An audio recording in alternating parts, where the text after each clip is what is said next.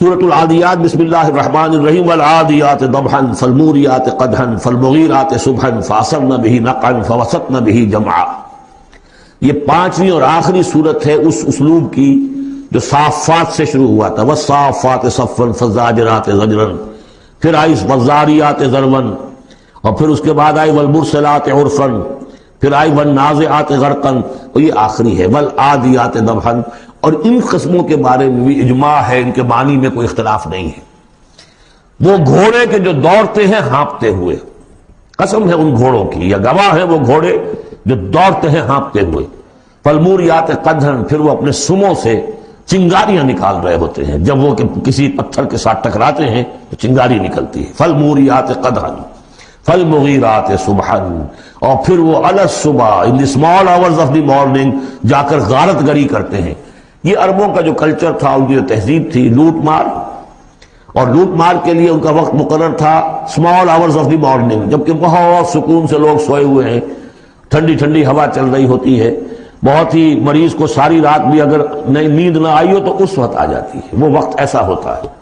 اس میں جاتے تھے وہ برق رفتاری کے ساتھ گھوڑوں پر جا کر لوٹ مار کیا، قتل کیا، اور پھر بھاگے وہاں سے۔ یہ ان کا عام جو ہے کلچر ہے، لیکن اس میں استعمال کون ہو رہا ہے؟ گھوڑا۔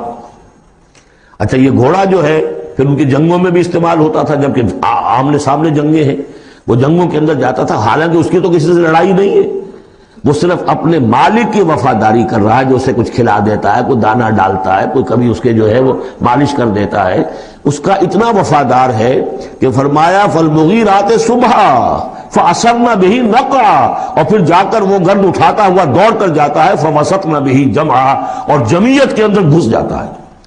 آپ کو معلوم پچھلی زمانوں میں کیا ہوتا تھا؟ لے کر نیزہ اور یا کوئی اور شے جو ہے وہ سوار گھوڑے کو لے کر دوڑا ہے، کس میں؟ دشمن کے اندر صفوں میں گھس رہا ہے، اور تیر آ رہا ہے، گھوڑا مر رہا ہے، ہوتا ہے، تلوار لگی ہے، گھوڑا مر گیا ہے، تو گھوڑا یہ رسک کیوں لے رہا ہے؟ یہ ہے اصل میں اس صورت کی جو اصل مرکزی بات ہے، محض یہ بات، انسان جو اس کا مالک ہے اس کا خالق نہیں ہے، صرف یہ ہے کہ اسے دانہ ڈالتا ہے، اسے گھر پہ باندھتا ہے، اس کی سیوا کرتا ہے۔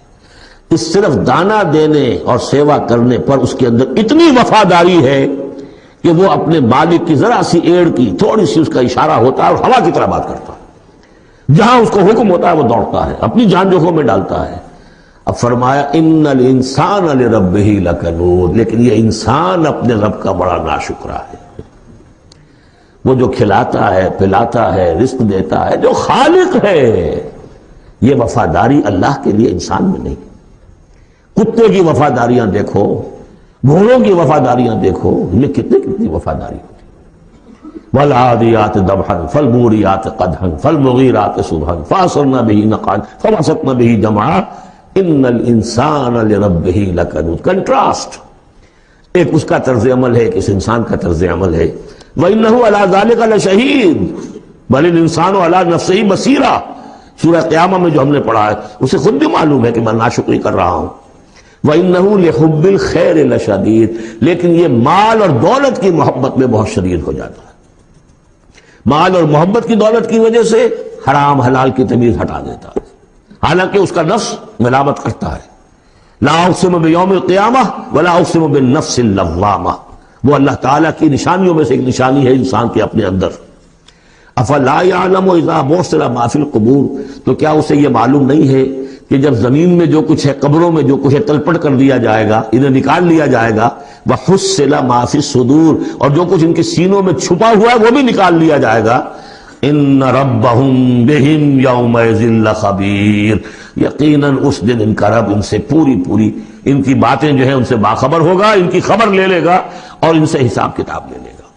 اللہم ربنا حاسبنا حسابا یسیرا، ان صورتوں کے آخر میں یہ دعا، اللہ تعالی ہم سے آسان حساب لیجو۔